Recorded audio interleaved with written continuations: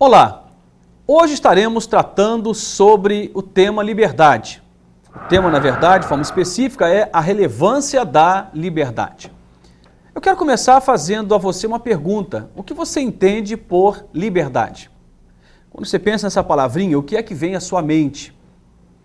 É bom, então, nós, lendo a palavra de Deus, começarmos a pensar sobre uma resposta plausível, uma resposta que tenha fundamentação. E esse texto sagrado fala exatamente sobre esse tema, sobre liberdade. A liberdade que nós temos a partir do momento em que nós conhecemos a verdade. Escute só o que diz a palavra de Deus no Evangelho de João. E esse texto, então, ele traz para mim e para você, Evangelho de João, capítulo 8, a partir do verso 31. Escute só esse texto sagrado. Jesus dizia, pois, aos judeus que criam nele: se vós permanecerdes na minha palavra, verdadeiramente sereis meus discípulos, e conhecereis a verdade, e a verdade vos libertará. Responderam-lhe: somos descendentes de Abraão, e nunca servimos a ninguém, como dizes tu, sereis livres? Respondeu-lhe Jesus: em verdade vos digo que todo aquele que comete pecado é servo do pecado. Ora, o servo não fica para sempre na casa, o filho fica para sempre. Se, pois, o filho vos libertar, verdadeiramente sereis livres. Se, pois, o filho vos libertar, verdadeiramente sereis livres. Existem vários estudiosos que pensaram esta temática. No século passado, Freud pôde afirmar, na verdade, que a liberdade ela quase era impossível, uma vez que a civilização ou processo civilizatório impedia que eu e você pudéssemos encontrar essa liberdade, livre expressão dos nossos impulsos, daquilo que nós desejávamos, enfim.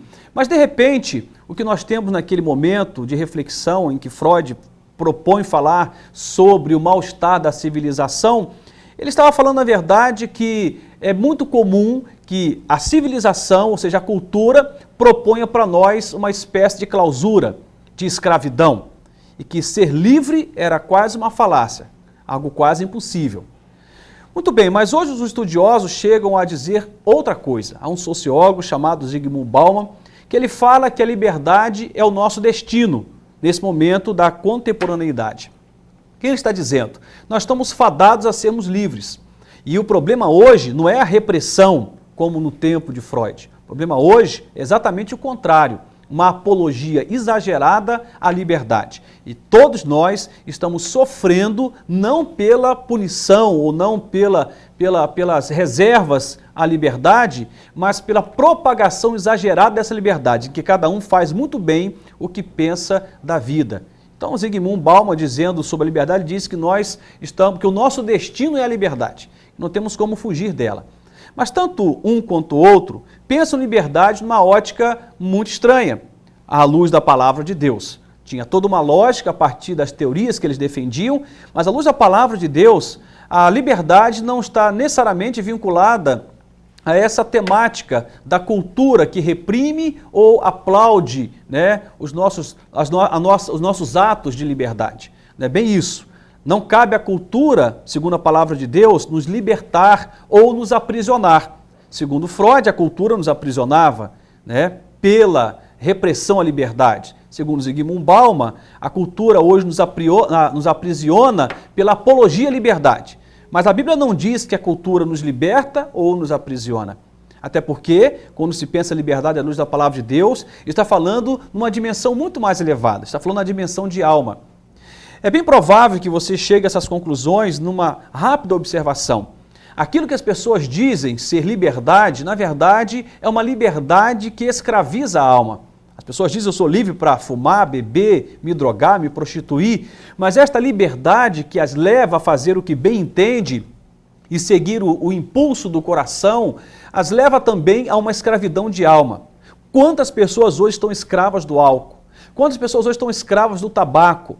Quantas pessoas estão escravas dos entorpecentes, do crack, da cocaína, heroína e tantos outros entorpecentes? Quantas pessoas estão viciadas em sexo, são escravas de uma vida sexual promíscua? Quantas pessoas estão escravas da jogatina, da mentira? Então aquilo que elas acreditavam ser liberdade, na verdade, era uma arapuca que iria, mais cedo ou mais tarde, aprisioná-las em um vício. Então, a liberdade ou a falta dela não está necessariamente ligada à cultura, como diz a Escritura Sagrada, mas está ligada ao conhecimento ou ao desconhecimento da verdade. E que verdade é esta? Esta verdade é o próprio Deus. E a Bíblia diz aqui, conhecereis a verdade e a verdade vos libertará. É muito importante nós pensarmos nesse contexto também, porque o texto não está solto. Esse contexto diz para nós, no versículo 31, que Jesus dizia, pois aos judeus que criam nele, se vós permanecerdes na minha palavra, verdadeiramente sereis meus discípulos. E logo depois ele fala da liberdade. Conhecereis a verdade e esta verdade vos libertará. O que ele está dizendo é que a vida de liberdade só é possível também na vida do discipulado. Ou seja, quando eu aprendo a amar a Jesus, a seguir a Jesus, a caminhar com Jesus, eu me torno livre. Ao contrário da liberdade que escraviza, esta é uma liberdade que de fato liberta. Por que eu estou sendo redundante? Uma liberdade que liberta? Bom, parece lógico, toda liberdade liberta? Não. O que estamos vendo na nossa cultura de uma apologia à liberdade é que no uso da pretensa liberdade, a nossa sociedade tem se escravizado em muitos vícios e cada dia surge um vício a mais. Cada dia surge uma dependência a mais no uso desta pretensa liberdade. A liberdade verdadeira é aquela que liberta a nossa alma, que nos dá, por exemplo, o direito de escolha. Que escolha tem o alcoólatra viciado no álcool em não beber? Que escolha tem, de repente, alguém que é dependente do crack em não querer fumar? Bom, no discurso parece até muito tranquilo, as pessoas dizem, não fumo mais, não bebo mais, não me drogo mais, não me prostituo mais. Mas na vida prática, esse discurso ele cai por terra, porque as pessoas de fato sabem, por mais que elas não reconheçam e não afirmem isso publicamente, elas sabem lá no íntimo que elas são escravas dos seus vícios.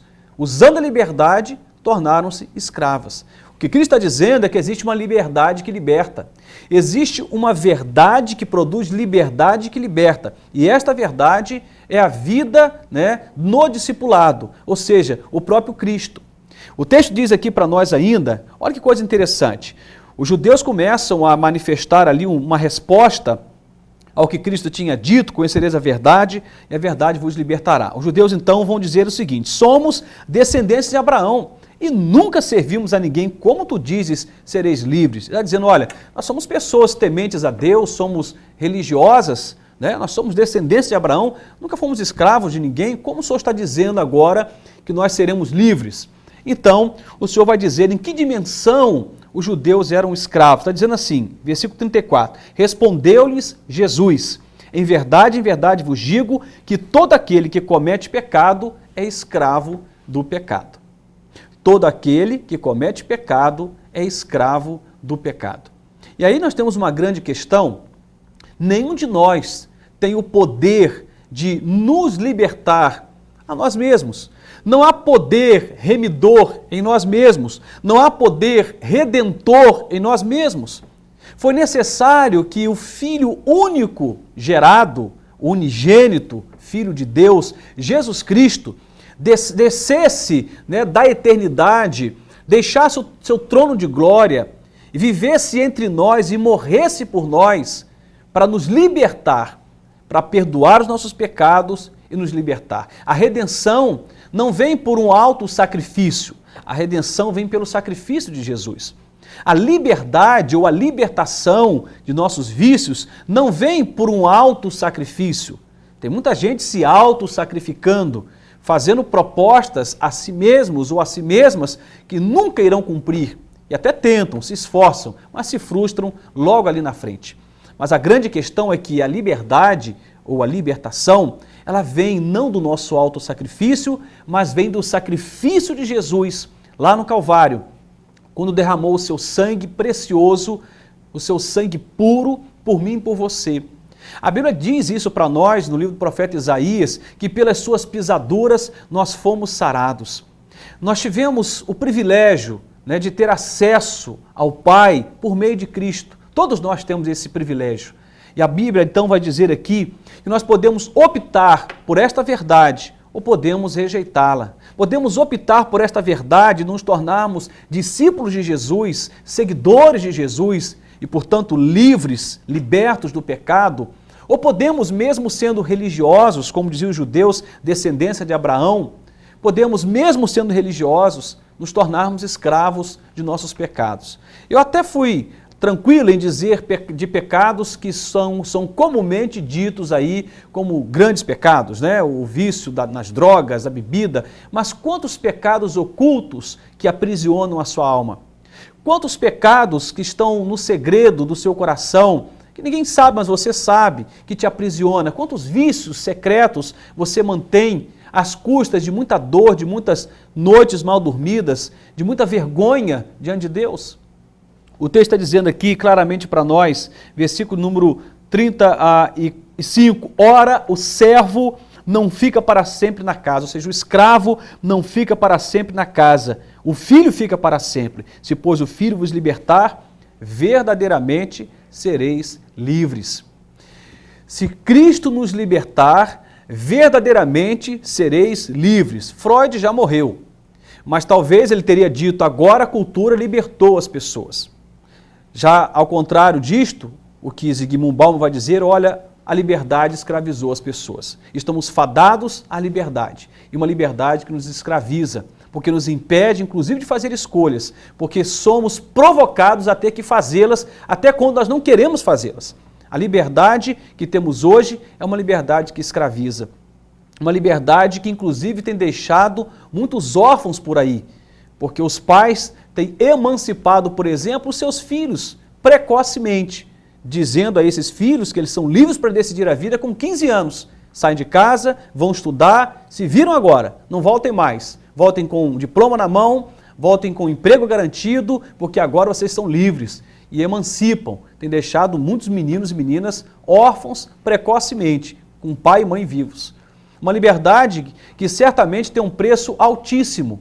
O preço altíssimo, que inclusive transforma-se em libertinagem, em que muitos dizem aos seus filhos, né, façam o que bem entendam.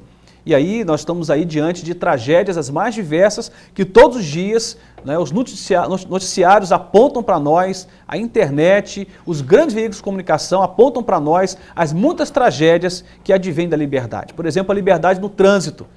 Olha, o trânsito mata mais que qualquer guerra, porque as pessoas acham que são livres para acelerar o tanto que quiser e fazer o que bem entende com um carro nas mãos, uma moto nas mãos. Portanto, fechando aqui meu raciocínio, há uma verdadeira liberdade. E essa liberdade verdadeira é uma liberdade que, ao contrário de escravizar, como a liberdade contemporânea, é uma liberdade que liberta. Uma liberdade que liberta a alma. É uma liberdade que te liberta do pecado, uma liberdade que te liberta dos seus vícios, das suas mazelas, que te liberta de uma série de tendências malignas que habitam a sua alma. O Senhor tem o desejo de nos libertar, mas só podemos ser livres se o que nos libertar não for a cultura, for o próprio Cristo, porque quem liberta não é a cultura, mais permissiva ou menos permissiva, que faz mais apologia à repressão ou faz apologia ao tudo pode. Nós tivemos no nosso país um momento de muita repressão, período militar, e isso não tornou o coração do homem melhor. Talvez não víssemos muitas coisas na mídia, porque havia censura, mas o coração do homem não era melhor porque havia repressão. Mas o homem tem um coração melhor, quando o coração deste homem é tomado pelo Mestre Jesus, e este homem se torna discípulo de Jesus, e passa a permanecer na palavra de Deus, e a viver verdadeiramente como discípulo, que ama a verdade, e que vive da verdade, e que se posiciona na vida como um homem livre, livre na alma, não somente livre para ir e vir, no trânsito ou em qualquer outro lugar, mas um homem livre na alma, sobretudo livre do pecado, como diz a palavra de Deus. Porque certamente a liberdade que Deus tem para nós não é uma liberdade que vai libertar o corpo apenas, mas é uma liberdade que vai libertar a sua alma, escrava do pecado desde o Éden, e que somente a graça de Jesus, o sangue de Jesus, o sacrifício redentor de Jesus pode nos libertar.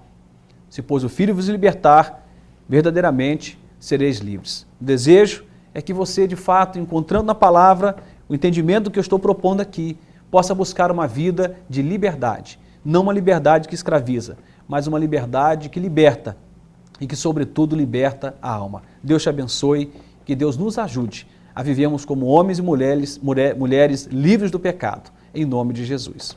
Amém.